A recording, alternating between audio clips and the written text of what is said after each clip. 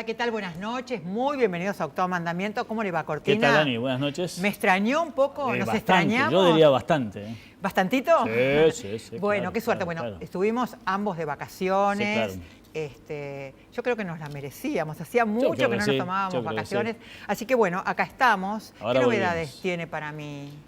¿Qué novedades tengo? Mira, no sé, ¿pagamos o no pagamos? Viste que la semana pasada yo no estaba acá, de hecho no estaba en el país, pero Sí. de todas formas era tan fuerte la onda expansiva que todo llegaba. Sí. No, hay acuerdo. No, se cayó el acuerdo. No, Sí. ahora parece que hay una ventana con los bancos. No, Sí. los bancos se fueron porque Kicillof dijo no sé qué cosa. Bueno, Sí. todo era así y me parece que estamos un poco en esa situación. Un poco peor, porque viste que como todas las cosas, en la medida en que no se resuelven, se empeoran claramente, Sí. digamos. Pero hay que abrir, yo creo que hay que abrir una ventanita, por ahora ventanita de posibilidad a esta negociación que están Sí. encarando los bancos, 4 bancos extranjeros en particular, para ver si le compran la deuda a los llamados fondos buitre, y en base a eso ellos después entablarían una negociación con el gobierno ya el año próximo a ver cómo renegocian el pago de esa deuda. Son bancos que en general no es que lo hacen porque son altruistas y por el bien Sí, de la patria, no, ¿no? pero- Son bancos que tienen mucho interés en la Argentina y que sobre todo tienen muchos bonos de la deuda argentina. Entonces, si la Argentina está en default, esos bonos valen 50, 20 o hasta 0 si la cosa empeora, con lo cual su patrimonio también se golpea. Por eso es lo que ellos quieren, buscar una salida, aunque sea arriesgando algo de inversión en un primer momento, para después seguir ganando, claro. Ahora, es que yo estuve en Londres y en París, ¿no? Y desde Liberación hasta Le Figaro, Claro. desde todos los diarios Claro. hablaban de la situación argentina. Claro. Y algunos a favor, otros en contra, pero todos hablaban a ver, la palabra buitre Claro. estaba en todos, Seguro, ¿no? El seguro. tema es que todos usaban de izquierda a derecha el tema buitre. Incluso en Londres había bastantes críticas al juicio de Griesa, Claro. a la resolución de Griesa. Sí, claro. Había los diarios económicos eran muy críticos, Sí, claro. porque sí. decían que no había sido ecuánime en relación a otros juicios, a otras decisiones. Claro, lo que muchos, no solamente en el país, sino muchos, como decís, medios extranjeros e incluso analistas o economistas del extranjero le critican a Griesa es que en su fallo no puede no haber sido del todo ecuánime, pero sobre todo que parece no haber entendido mucho de qué es lo que estaba en juego en esta movida, en este fallo, ¿verdad? Y eso va, como vos decís, desde la prensa de derecha, el New York Times, el Financial Times, que claramente siempre son críticos con la Argentina en cuanto a su política económica, y en cambio sí estuvieron muy en contra de esta posición, digamos. El otro tema es que salió ayer Dignos, el suplemento sindical del Diario Popular, acá estamos, con Estela Maris Maldonado, de los docentes. El título era Smicheli nunca me gustó, ni siquiera cuando estábamos en la CTA. Ella dice que le pareció siempre un oportunista, pero hay algo más, que como ya hay paro docente, Claro. podemos decir. Dice, los docentes somos actores insoslayables en las discusiones salariales y de políticas públicas.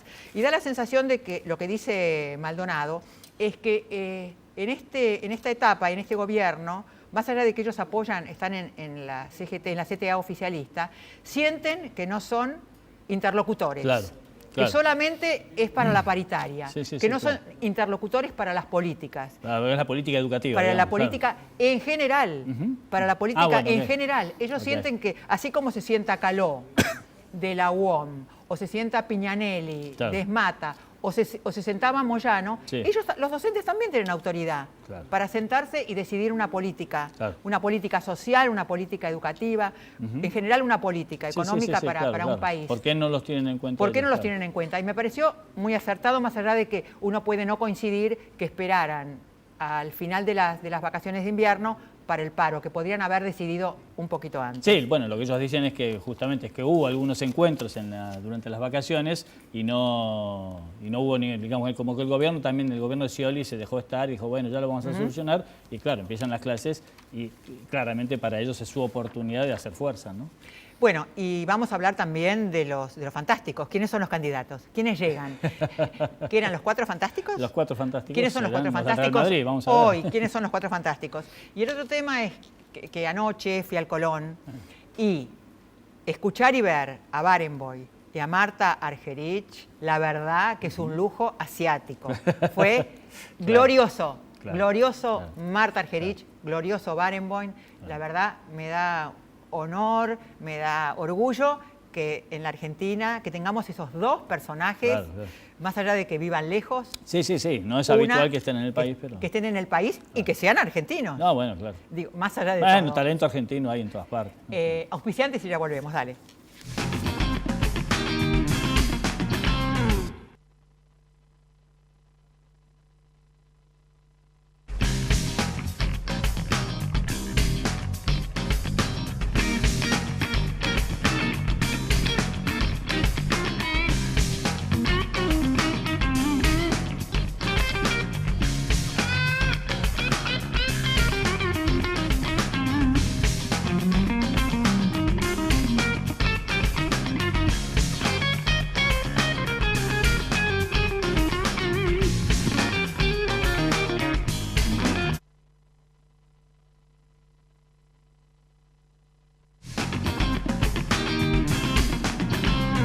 Y hoy estamos con Sergio Berenstein, analista político, consultor y profesor universitario. Sergio, ¿cómo estás? Muy bien. Buenas noches, ¿cómo estás, Sergio? A ver, de acuerdo a tus estudios, a tus análisis, ¿quiénes son hoy los cuatro fantásticos? Primero, contexto, estamos a Sí. un año Sí, de las primarias. sí. Claro, agosto justo, ¿no? En Claro. agosto, no sabemos todavía la fecha exacta, falta Sí. un decreto reglamentario, pero digamos, un año en la Argentina es mucho Claro. tiempo. Este año creo que va a ser más largo que otros, porque claro, Claro. estamos en un terreno económico tan incierto, con un gobierno que se va, pero que todavía tiene bastante influencia, con lo cual lo que vamos a analizar ahora es una foto de hoy. No sé cómo es la película. Bien. ¿Cómo es la foto de hoy? Bueno, es bastante estable. Curiosamente, Mira. la novedad es que no hay novedad. Ah, mira. Hace ya, yo te diría varios meses, probablemente desde la poselección del año pasado, Del 2013, claro. que está más o menos establecido un conjunto de preferencias por parte de los ciudadanos donde está más en primer lugar, que no subió pero no bajó, está en primer lugar. Si te parece, veámoslo como por grupos, ¿no? La oposición peronista, por llamarlo de alguna manera. Sí, pero es peronista Massa porque está construyendo algo muy plural, ¿no? Claro. Y él se presenta a sí mismo como viniendo del peronismo, pero realmente Ok. con algo donde tenés izquierda, tenés centro, tenés centro, tenés de todo, ¿no? Sí, sí. O sea Peronismo que y no Massa peronismo. iría primero. Por ahora sí, Massa viene primero.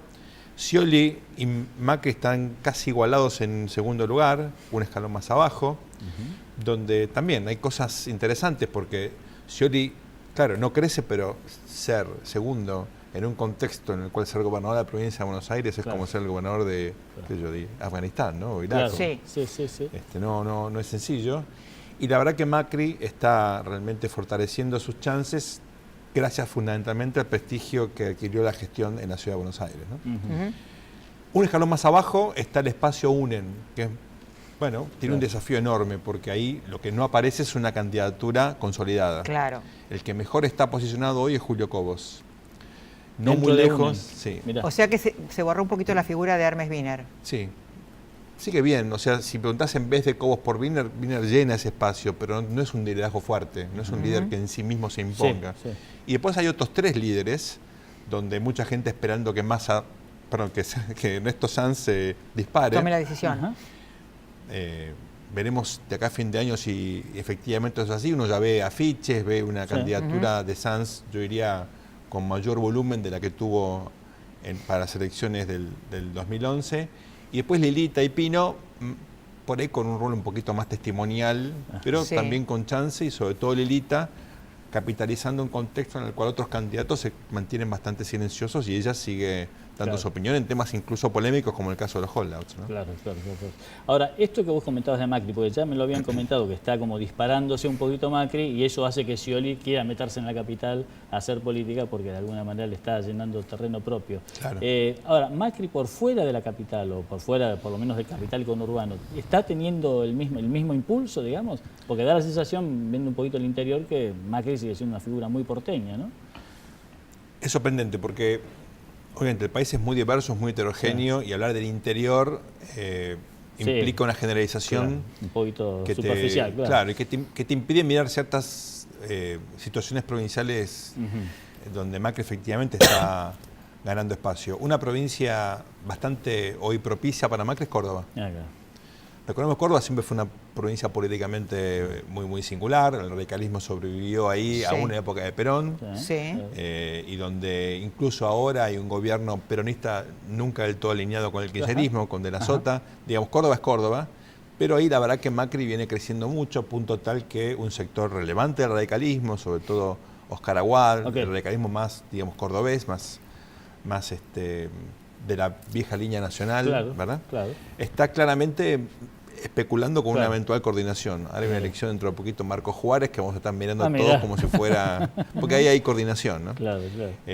Esa idea de que un sector de radicalismo, si no todo une, puede eventualmente aliarse con Macri, le da a Macri lo que le falta, que es la presencia a nivel territorial nacional. Con chance incluso de recuperar provincias que el radicalismo perdió. A ver, objetivamente, el radicalismo es la segunda fuerza institucional del país, tiene una sola gobernación, que es Corrientes. Cuando siempre a una época de hegemonía en Menem tenía 7, 8, 9 y algunas muy importantes, ¿no? Bueno, eso ya no es así. Con lo cual el radicalismo con el PRO, la verdad que adquiere una relevancia enorme como potencial fuerza que recupera un porcentaje significativo de gobiernos provinciales, ¿no? Ojo que el radicalismo se puede aliar con otros candidatos y tener el mismo impulso, ¿no? Ayer en el Colón me sorprendió porque estaba Eduardo Duhalde con Chiche y seguramente eran invitados del PRO, eran invitados de Macri. Y pensé, bueno, esa era, digamos, ¿cómo se manejaba esa famosa pata peronista que tiene que tener el PRO para avanzar en el interior? Me parecía que era, digamos, que era una foto... lado del peronismo.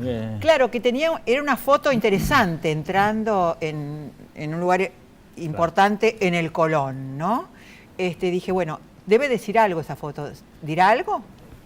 ¿Lo pondría en términos más generales? Sí. ¿Podés pensar en un gobierno a partir del 11 de diciembre de 2015 sin una pata peronista? No. ¿Por qué? Porque todos creemos que sin el peronismo no tenés gobernabilidad. Es cierto. Sobre todo en un contexto en el cual muy probablemente el próximo gobierno va a tener una agenda compleja en materia de tarifas, salario del sector público, crisis energética, tal vez incluso renegociación de la deuda. Andá a saber dónde estamos, ¿no? Entonces, yo creo que el peronismo tiene un rol independientemente de quién sea el presidente. Si es un presidente peronista o, digamos, filoperonista, obviamente. Pero aún en un gobierno, por ejemplo, encabezado por Mauricio Macri, en alianza, o eso es una mala palabra, en coalición con un sector del radicalismo o de otros partidos menores, uno no se imagina que la sociedad se sienta tranquila con un gobierno estable sin una pata relevante del peronismo. Dicen que hay un acercamiento entre Moyano y Macri, digo, porque el sector sindical es el sector al que todo el mundo le tienen miedo, los que no son peronistas. No solamente, pero sí, yo creo que el sindicalismo va a tener un rol central, porque de la vieja Argentina, con perdón la palabra, corporativa, ¿no? Sí. ¿Qué te quedó? Los militares ya no tienen ningún rol. La Iglesia es importante por el Papa, pero no como institución. Dejó de serlo. No como era antes, ¿no? El Papa obviamente nunca hubo alguien con tanto prestigio en la Argentina, pero no es lo mismo, ¿verdad? Los empresarios están divididos, desdibujados en su rol, lamentablemente, ojalá fuera distinto, pero están muy fragmentados. Lo que queda de esa vieja configuración es el sindicalismo, que en un contexto complejo económicamente, con mucho por hacer desde política pública, insisto, salarios, servicios públicos, regulación, bueno, evidentemente tiene un rol precisamente en dar gobernabilidad. Ahora, también el sindicalismo tiene un desafío porque internamente está experimentando amenazas de sectores de ultraizquierda. Hay un desafío generacional porque hay una vieja guardia sindical que por cuestiones demográficas tiene que ser renovada.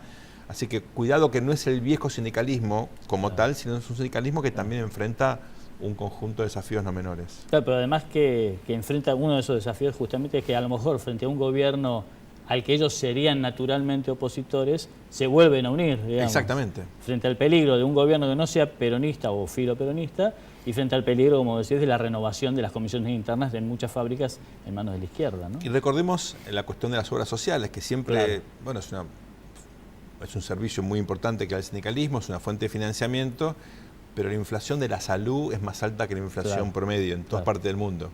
Y ellos también tienen ahí un desafío de gestión en sí mismo que no es menor. Así que yo creo que, digamos, se está configurando un segmento, yo creo, interesante de actores que tienen que cooperar. Y yo creo que la palabra cooperación va a definir un poco el próximo gobierno, casi independientemente de quién gane. Ahora, Sergio, ¿cuál es lo que la gente tiene en la cabeza? El tema de el salario, el tema del peligro a perder el trabajo, el tema de la inseguridad.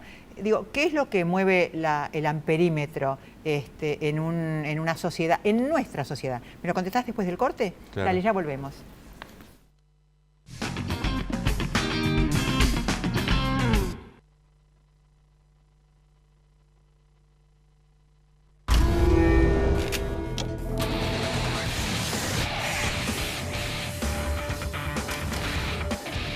Chevrolet, Find New Roads.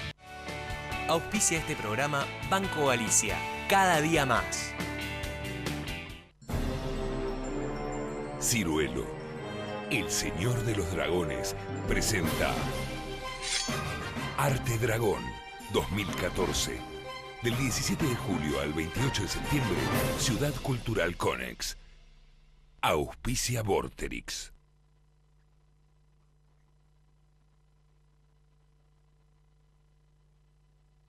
Cuidar el medio ambiente y contribuir a resolver los problemas de las comunidades en las que operamos son los pilares de nuestra política de responsabilidad social empresaria. Cresud, nuestro valor es la tierra.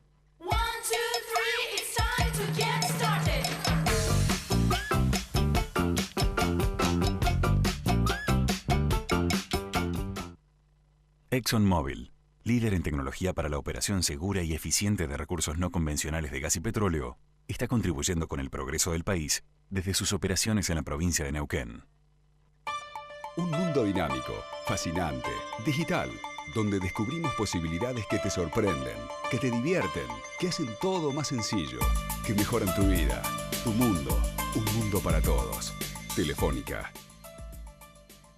En Toyota creamos nuestra nueva reserva ecológica en la planta de Zárate. Un compromiso ambiental con la naturaleza, un compromiso con vos. Toyota, líder mundial en movilidad sustentable. Zurich. 50 años protegiendo a los argentinos. 0800-333. Zurich. Construimos puentes, espacios comunitarios, filtros de agua y sistemas de energía. Estamos ingeniando un mundo mejor. ¿Auspicia este programa? Claro. Es simple, es claro. Peugeot CarSafe, un servicio de seguridad y asistencia vehicular que asegura el bienestar del conductor y sus ocupantes a través de una aplicación móvil con 9 funciones específicas. Localización vehicular, recorrido histórico, zona segura, velocidad máxima, aviso de service activo, botón de emergencia, puntos de interés, recupero vehicular, escolta vehicular y Core Assistance. Peugeot CarSafe. Toda la seguridad que tu auto y vos necesitan en tu smartphone. ¿Y si un día cambias la rutina? Después del fútbol se viene el asado con los amigos, pero hoy con asado de cordero. Si en la cancha sos el distinto, en la parrilla también. Cordero Patagónico Indalo. Cortes ricos y prácticos, para que vos elijas un día y lo hagas diferente.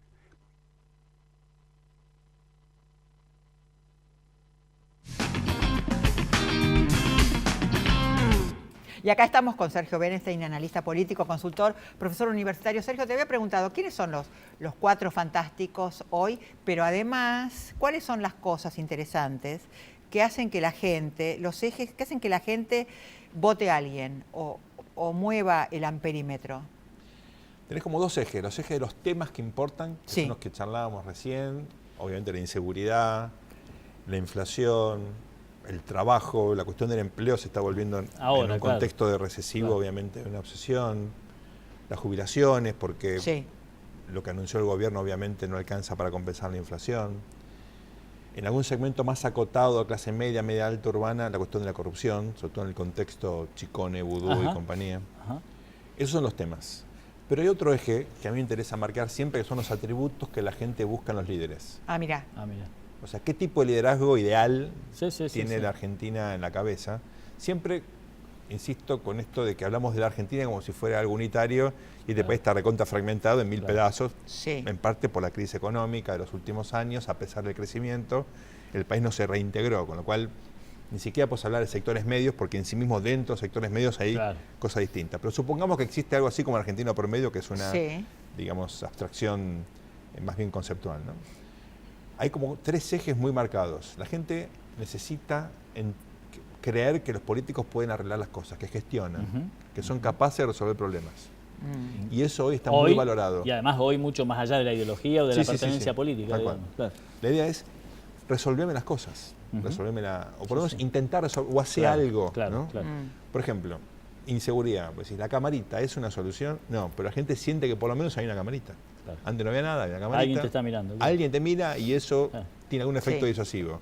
Poner más policías, tampoco es una solución el tema de la criminalidad, pero es algo, ¿no? Entonces, esta idea de que sea parcialmente de resoluciones es muy valorada. Entonces, gestión tiene un rol fundamental, ¿no? La segunda cuestión muy interesante que aparece es la característica del liderazgo en términos del cómo, ¿no? Entonces, la gente ahí lo que busca es un liderazgo firme, pero democrático. Una especie de simbiosis entre Alfonsín y Kirchner. Alguien que tenga la sartén por el mango, pero que no sea autoritario, no grite, escuche, no se pelee, que escuche, que negocie, ¿no? Bueno, los candidatos se acercan bastante a ese perfil, digamos, de negociadores, pero con firmeza y con gestión, ¿no? Y hay un tercer atributo que la gente busca, que me parece súper interesante, que es explícame por qué. O sea, comunícame de forma tal que yo entienda la lógica de la secuencia de lo que vos querés hacer. No me vengas con cosas raras tipo la ley de medios, que de pronto los medios serán culpables de todos los problemas de Argentina. Después fue la justicia, ¿no? O sea, el gobierno fue eligiendo enemigos, Alex Griesa, fue eligiendo enemigos que, claro, en el relato aparecen como saltos. Que no es un relato, la gente no quiere un relato, no quiere un cuentito. No quiere cuentito. Quiere una secuencia lógica de por qué hoy focalizamos en la inflación, mañana vamos a focalizar en otro tema, en la infraestructura, en la energía. Una especie de orden lógico de por qué estás invirtiendo los recursos públicos en un tipo de solución o de política pública. Esa capacidad de comunicación es crítica. Y ahí sí, no todos los líderes tienen la misma capacidad de comunicación, sobre todo en contexto donde uno va a tener que dar malas noticias. Sí, te voy a aumentar la luz, te voy a aumentar, ¿no? Te voy a bajar el salario. Sobre esto, Sergio, estuve escuchando en los últimos días muchos que decían, bueno, a Cristina en particular, al gobierno en general, le sirve esto del enemigo externo, ahora Griesa, nuestra patria, decir contra Griesa. ¿Vos sentís que la gente va a comprar eso o lo está comprando? Es decir, ¿está aumentando efectivamente la imagen positiva del gobierno con esto? Mira, voy a ser muy franco y voy a contar algo que no tengo todo pensado con el riesgo que eso significa. Pero la gente habla de malvinización, suponiendo que la original malvinización fue una estrategia exitosa del gobierno militar. Y fue un desastre. O sea, como lo mire, fue un desastre lo que hicieron militarmente, pero fue un desastre la utilización de los medios de comunicación, etcétera, etcétera, para ganar apoyo político. Porque si ganaron algo fue por meses, semanas. Es más, los militares después del episodio de Malvinas nunca más retirar. Entonces, cuidado, porque si el gobierno exitosamente malviniza esto, lo que quiere decir es que va a terminar mal igual, digamos. Igual o peor que los militares. O sea, ojo con eso, porque malvinizar, ¿qué significa? Polarizar la opinión pública detrás de una gesta nacional. Yo creo que el Mundial hizo mucho más que Griesa. O sea, yo no veo a nadie con la bandera, ¿no? Y veía a todo el mundo disfrazado de Mascherano en el... ¿no? En el Mundial. Con lo cual, digo, cuidado con eso, porque yo creo que hay como una especie de fantasía detrás de la posibilidad que tiene el gobierno de convencernos a los argentinos de que la culpa es de aquel señor, digamos. La verdad que los sondeos en ese sentido son bastante interesantes, porque hay por lo menos la mitad del gobierno que le echa la culpa al gobierno, de la Argentina, perdón, que le echa la culpa al gobierno del default, no a Griesa. ¿No? Es cierto que tal vez Griesa no ayuda, que los fondos buitre tampoco ayudan, o sea, me refiero al fallo de Griesa, ¿no? A los fondos buitre, tuvo una estrategia desastrosa cuando vinieron acá a hacer lobby, o sea, por supuesto, digamos, hay culpas compartidas, no hay buenos y malos, es un problema de plata en el fondo, ¿no?